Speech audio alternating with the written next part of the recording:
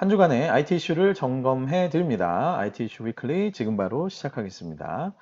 네, 2020년 9월 8일입니다. 원래 제가 7일 월요일에 만나 뵀어야 되는데 이번 주 일정이 약간 꼬여서 죄송하게도 오늘 화요일에 뵙게 됐습니다. 저는 스타트업 전문 컨설팅사 디토 파트너스 그룹의 최유환입니다.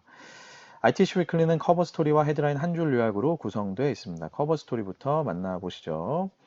자, 네이버 부동산과 관련된 이슈가 있었죠. 예, 과연 네이버가 갑질을 한 거냐, 아니면 카카오가 무임승차를 한 거냐, 뭐 이런 논란들이 많이 있었는데, 자, 저는 이제 그 논란들을 보면서, 이번에 이 공정위 제재가 단순히 이거를 판가름 짓는 것뿐만 아니라 플랫폼 사업에 미치는 영향까지도 있겠다, 이런 생각이 들었습니다. 그 얘기를 지금부터 한번 말씀드리겠습니다. 자, 모티브가 됐던 기사는 부동산 매물 정보 카카오에 못 줘, 네이버 과징금 10억, 파이낸셜 뉴스의 기사가 있었고요. 자, 공정위, 카카오에 매물 정보 줘. 네이버, 확인 매물은 안 돼. 논란, 점입, 가경, 디지털 데일리의 기사가 있었고, 그 외에 수많은 기사들이 있었습니다. 정말 지난주에 요 이슈로 굉장히 뜨거운 설왕설래들이 오갔었죠. 자, 지난주 네이버에 내려진 공정위의 과징금 10억 원과 시정 명령이 정말 뜨거운 이슈였습니다. 내용을 요약해보면 이렇습니다. 자, 네이버가 2003년 3월부터 부동산 매물 정보 서비스를 시작했죠. 근데 초창기에는 부동산 개별 부동산들로부터 직접 매물 정보를 수집해 왔습니다. 그런데 이렇게 하다 보니 CP, 부동산 114나 부동산 뱅크 이런 사이트들이 이런 서비스들이 우리 자기들의 매출이 감소됐어. 네이버가 치고 들어오니까. 그리고 네이버가 왜 거대 기업이 골목 상권을 침해해? 이제 이렇게 하면서 논란이 됐던 것이죠. 자, 그러다 보니 2013년에 네이버가 방식을 바꿉니다. 그래서 개별 부동산이 아니라 CP, 부동산 114, 부동산 뱅크 같은 이런 CP들로부터 이 CP가 부동산들로부터 받은 매물 정보를 CP들이 한번 검증해서 네이버에 싸주면 그럼 네이버가 그걸 그대로 받아서 확인 매물이다 이런 식으로 해서 전달하고 노출하는 방식으로 그렇게 변경을 했던 겁니다. 자, 즉 네이버가 기존에는 부동산 직접 정보를 얻었다면 지금은 그냥 중간에 CP를 놓고 그들로부터 정보를 확보하는 그런 형태로 한 것이죠. 이게 나중에 설명을 드리겠지만 이런 행위들이 다 본인들은 상생을 위해서 이렇게 했다 이렇게 얘기하고 있습니다. 뭐 플로우로 보면 이게 공정위에서 나온 자료인데 뭐 임대인이 공인중개사에 의뢰를 하면 부동산 정보업체 CP죠. CP가 뭐 확인을 한다면 확인된 내용을 네이버 부동산에게 제공하고 그걸 통해서 이용자가 본다. 뭐 이런 식의 형태입니다. 자, 근데 이런 상황에서 2015년에 카카오가 치고 들어옵니다. 그래서 네이버와 이미 제휴를 하고 있는 총 8개의 부동산 정보업체 중에서 CP 중에서 7개 업체와 제휴를 추진을 해요. 자, 그러다 보니 네이버가 이거는 안 되지 이러면서 2015년 5월에 CP들이 확인한 매물 정보, 확인 매물 정보를 제3자에게 제공하지 못하도록 금지 조항을 삽입을 합니다. 그리고 심지어 이제 1년 뒤인 2016년 5월에는 제공 금지 조항을 위반할 경우에 페널티 조항도 추가를 하는 것으로 그렇게 해서 결국 기존의 네이버와 같이 일을 해왔던 CP들이 카카오랑은 손을 잡지 못하게끔 계약적으로 이제 막아 놓았던 것이죠. 자, 그러다 보니 2015년에 한번 실패를 했던 카카오가 다음이죠, 당시에. 다음이 2017년 2월에 다시 시도를 합니다. 네이버와 매물 제휴의 비중이 낮은 부동산 114와 업무 제휴를 다시 시도를 하는데요. 자, 그러자 네이버가 확인 매물 정보뿐만 아니라 키소, 이게 이제 검증센터입니다. 키소에 검증을 의뢰한 모든 매물 정보에 대해서도 3개월간 제3자 제공을 금지하겠다 이렇게 통보를 합니다. 근데 3개월이란 기간은 아시겠지만 부동산 정보로서는 거의 가치가 떨어질 수 있는 시간이에요. 그렇죠? 웬만하면 한 1, 2개월, 늦어도 3개월 안에는 대부분 다 거래가 된다고 가정을 할 수 있기 때문에 이 3개월간 홀드백을 넣었다는 건 사실상 이제 정보의 가치가 없을 때 줘도 된다. 뭐 이런 식으로 이제 내용을 바꾼 것이겠죠. 자, 그러다 보니 공정위는 이런 일련의 과정들이 결국 네이버가 지배력을 남용을 해서 카카오의 부동산 서비스를 사실상 이제 시장에서 퇴출했다. 이제 이렇게 판단을 이번에 한 것입니다. 자, 공정위 결정에 대해서 네이버의 반응은 일단 이렇습니다. 2017년 11월에 공정위가 문제를 삼았던 그런 조항들은 이미 다 삭제가 된 상태다. 그래서 문제가 뭐 현재는 없다. 그리고 이미 이제 17년 11월 바로 삭제를 했기 때문에 문제가 없다. 뭐 이런 얘기. 자, 그 다음에 확인 매물 시스템이라는 아이디어 자체는 네이버가 냈고 그걸 위해서 수십억 원을 투자를 해서 지금까지 구축하고 운영을 해왔는데, 그리고 심지어 이거를 구축할 때 도입 전에 경쟁사, 뭐 다음이겠죠? 경쟁사에게 공동 작업도 제안을 했지만 당시에 받아들여지지 않았다. 그래서 그냥 우리가 자체적으로 만들었던 것이다. 그러니 이게 네이버가 다 만들고 구축했으니까 이거 당연히 뭐 우리에게 그 소유권이 있는 거 아니냐, 그죠? 독점권이 있는 거 아니냐, 이런 식의 이제 주장이죠. 그리고 확인을 의뢰한 정보만 막은 것뿐이지 뭐 일반 정보는 우리가 막지 않았다. 뭐 이런 부분. 그리고 카카오가 무임승차 행위를 하려고 하는 것을 막으려고 했던 것뿐이지 뭐 카카오가 뭐 공정하게 경쟁하는 것을 우리가 억지로 막거나 한 게 아니다. 그러니까 뭐 예를 들어서 카카오가 자신들만의 방식으로 뭔가 매물을 확인하는 시스템을 구축하거나 별도로 CP들과 별도로 제휴를 해서 아까 말씀드린 뭔가 하여튼 자신들만의 새로운 사업 방식이나 영업 방식을 통해서 뭔가를 했는데 그걸 우리가 막 지배적 사업자이기 때문에 막 억지로 막 영업을 방해하고 뭐 이랬던 게 아니라는 거죠. 네이버가 잘 구축해 놓은 거를 갑자기 카카오가 와가지고 그걸 또 쓰겠다고 하니 우리는 이제 그걸 막으려고 했던 거다. 뭐 이런 얘기입니다. 자, 그리고 심지어 금지 조항, 제3자 금지 조항을 넣기 전에 카카오에 그럼 너네가 별도 시스템 구축해. 그럼 너네가 CP들하고 해서 별도 시스템을 구축해라. 우리는 우리 방식대로 하는 게 있으니까. 그리고 특허도 있으니까 너네는 너네만의 방식으로 해라고 얘기를 했는데 당시에 카카오는 다음이겠죠. 뭐 아무 대응을 하지 않았다. 뭐 이런 점들을 들어서 네이버는 하여튼 억울하다 이렇게 얘기를 하고 있습니다. 자, 그런데 네이버의 반응에 대해서 또 공정위가 이렇게 반박을 했습니다. 자, 이건 제가 쿼테이션 자체를 좀 그냥 따왔어요. 공정위 어떤 국장님이 이런 얘기를 했어요. 자, 네이버의 검증 시스템을 거쳤으니까 매물을 다른 데 올리지 말라? 이게 맞는 말이야? 이렇게 반박을 했습니다. 자, 그러면서 결국 혼자 사업하겠다는 거잖아. 이제 이렇게 얘기를 했고요. 자, 확인 딱지가 붙은 매물을 다음한테 주라는 게 아니다. 확인을 떼고 주라는 얘기다. 이렇게 또 언급을 했습니다. 요거는 살짝 좀 논란이 있을 수 있어요. 그죠? 확인을 떼고 준다? 이거는 요게 이제 현실적으로는 쉽지 않은 부분일 것 같습니다. 자, 그리고 또 뭐라고 했냐? 다음은 중개소로부터 매물 정보를 직접 쭉 수집을 해왔는데, 자, 네이버가 가만히 보니까 CP로부터 정보를 수집하네. 근데 이 방식도 좋아 보이네 하면 다음 입장에서는 그냥 저 방식도 괜찮겠다 하고 사업 모델을 바꿀 수도 있는 거 아니냐. 그러니까 사업자 입장에서는 당연히 너네 방식을 어느 정도 따라 하려고 할 수도 있고 너네의 정보를 어느 정도 이렇게 이용하려고 하는 그런 방식으로 바꿀 수도 있는데 왜 그거를 너네가 막았냐? 뭐 이제 이런 얘기인 것입니다. 자, 근데 지난주에 이거에 대해서 네이버가 또 다시 반박을 합니다. 그래서 자, 확인 매물 표시가 안 붙은 매물 정보는 누구나 다 가질 수 있는 일반 매물 정보이기 때문에 우리가 막을 이유가 없다. 요거는 인정을 했어요. 근데 이거는 지금 약간 말이 겉도는 느낌이 있죠. 그죠? 그러니까 네이버는 확인 매물 표시가 안 붙은 매물 정보면 우리는 안 막았다 하는 것이고 공정위에서는 왜 확인 정보가 아닌 그냥 확인 의뢰가 된 정보 전체를 다 통으로 해서 네이버가 막았냐 이렇게 지금 논란을 하고 있는 겁니다. 약간 애매한 부분이 좀 있는데 어쨌든 서로 지금 이해하는 바가 다릅니다.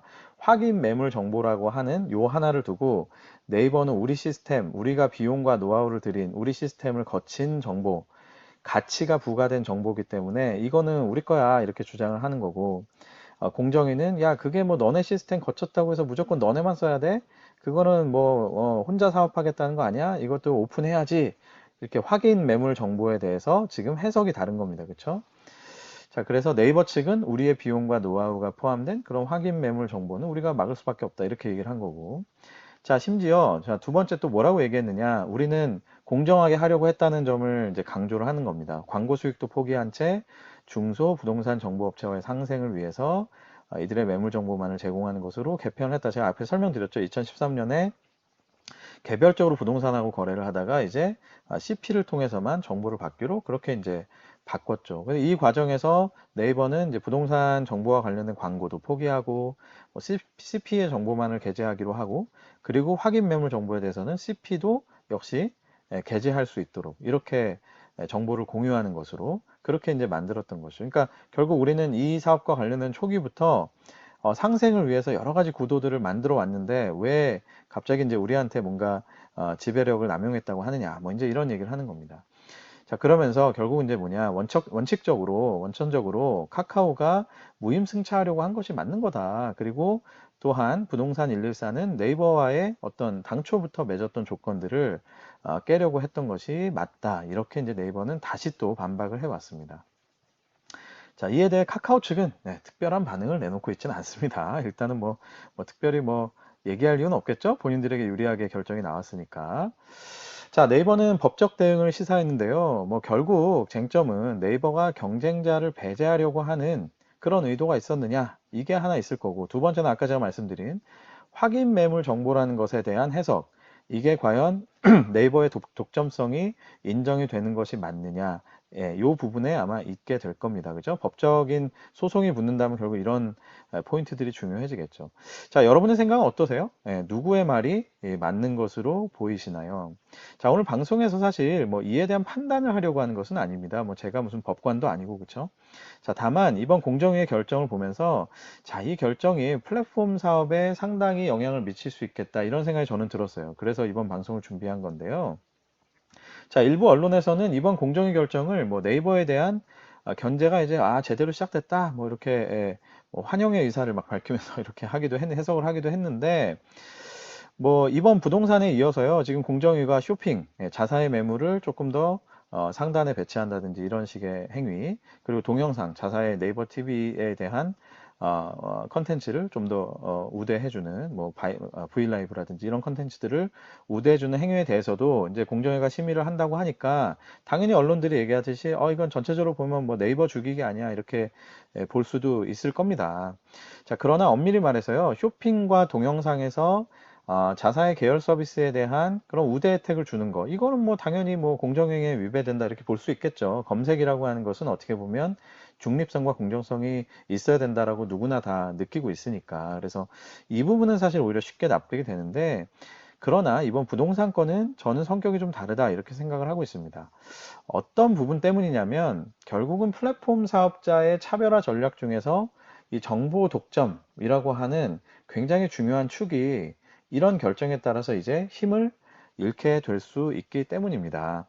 자, 아시다시피 플랫폼 사업은 시간이 흐를수록 기능적인 측면에서는요, 사실 평준화 될 수밖에 없어요. 그죠? 시간이 흐르면 흐를수록 검색의 품질이나 이런 것들도 점차 좀 비슷비슷해지겠죠. 그러니까 결국은 컨텐츠로 차별화를 할 수밖에 없는 그런 시기가 올 수밖에 없어요. 근데 컨텐츠를 통한 차별화에서 가장 강력한 건 뭘까요? 역시나 정보의 독점이죠. 그죠? 어떤 플랫폼에서 특정 정보를 독점하면 여기가 아니면 다른 데서는 이 정보를 못 봅니다 하게 되면 플랫폼을 찾는 사람들이 당연히 충성도가 생길 거잖아요. 그죠? 자, 이것은 지금 우리가 봤던 부동산 매물 정보 이것만의 문제가 아닙니다. 사실 좀 넓게 보자면은요. 네이버가 이미 축적해 놓았던 지식인 Q&A DB 이런 건 어때요? 이것도 사실은 네이버가 직접 만든 게 아니잖아요. 각자의 유저가 만들어 놓은 거잖아요. 질문 돌리고 답도 하고. 그러면 이거의 소유권은 누구한테 있다고 봐야 되나요? 그죠? 물론 네이버가 만들어 놓은 사이트에 잘 활용을 해서 했지만 유저들이 기본적으로 만든 컨텐츠잖아요. 자, 그럼 이런 거는 어떻게 돼요? 이건 오픈해야 되지 않나요? 그죠? 이런 컨텐츠. 지금 현재로서 네이버가 독점적으로 활용하고 있는 컨텐츠인데, 그죠? 블로그 컨텐츠, 카페, 또 쇼핑에 있는 그런 매물들, 영상의 영상 컨텐츠, 음악 컨텐츠, 이런 등등이 플랫폼이 자체적으로 생산을 하지 않고 외부에서 어떤 형태로든 수급을 했던, 그게 UCC든 어떤 CP를 통해서든 수급을 했던 그런 정보는 사실은 지금 제가 말씀드린 이런 부분에 다 해당이 될 수 있는 것입니다. 사실은 세계적인 흐름도 그렇고 그래서 지배적 사업자가 정보를 독점하는 부분에 대해서는 이미 제재하는 분위기긴 해요. 그죠? 해외 선진국들도 다 그런 분위기로 가고 있긴 한데 게다가 또 우리나라에서는 네이버의 거대화를 견제하려는 그런 움직임도 사실은 많죠. 그래서 네이버는 제가 보기에는 그렇기 때문에 향후에 이런 논란에 아마 계속 휩싸이게 될 겁니다. 근데 이게 지금 제가 보기에는 카카오는 지금 막 신나겠지만 결국 좀 지나면 카카오도 같은 운명이 되겠죠. 지배적 사업자가 여러 카테고리에서 지금 되고 있기 때문에 그렇죠? 자, 그래서 이번 공정위의 결정이 의미심장한 거는요, 플랫폼 사업자에게 있어서 정보 독점이라고 하는 것이 이제 더 이상 차별화 전략의 하나가 이제는 될 수가 없다라는 것을 의미하기 때문에 사실은 공정위의 결정이 의미심장한 겁니다.